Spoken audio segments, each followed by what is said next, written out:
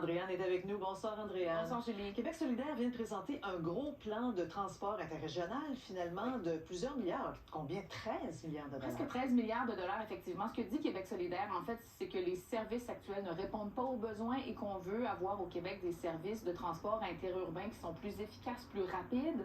Et donc, on propose de créer 2 organismes publics qui permettraient, comme ça, d'offrir des services de transport à la fois ferroviaire et par autobus.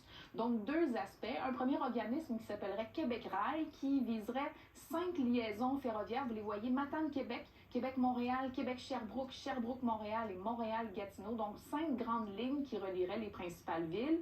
C'est quand même 1140 km de rails sur lesquels pourraient circuler des trains électriques ayant une capacité là, pour atteindre une vitesse de 160 km à l'heure. Cet aspect-là du projet, évidemment, est le plus coûteux. C'est 10 milliards 700 millions de dollars pour cet aspect du rail.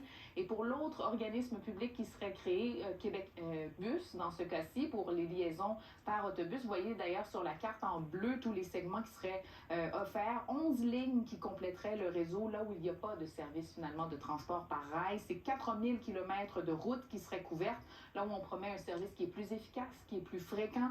2 milliards de dollars donc pour cet aspect-là. En tout, 12 milliards 700 millions de dollars pour le projet, pour effectivement répondre aux besoins de la population. En fait, Gabriel Nadeau-Dubois aujourd'hui laissait entendre que le modèle actuel de transport interurbain au Québec est une véritable catastrophe, qu'on a octroyé des monopoles à des entreprises privées et que ça ne répond pas du tout aux besoins de la population.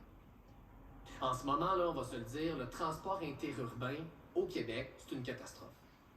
Le modèle actuel, il est brisé. Dans les dernières années, là, l'offre de transport interurbain au Québec, elle a diminué.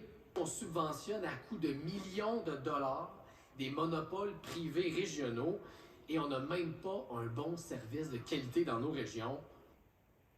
Donc, toute cette question, évidemment, c'est un enjeu de transport. Ça s'inscrit dans le plan transport de Québec solidaire, mais on a bien insisté aujourd'hui au parti. C'est essentiel, cet aspect-là, si on veut être sérieux dans la lutte contre les changements climatiques. Il y a tout un aspect environnemental, évidemment, à ce projet-là également. Oui, surtout avec des trains électriques, évidemment.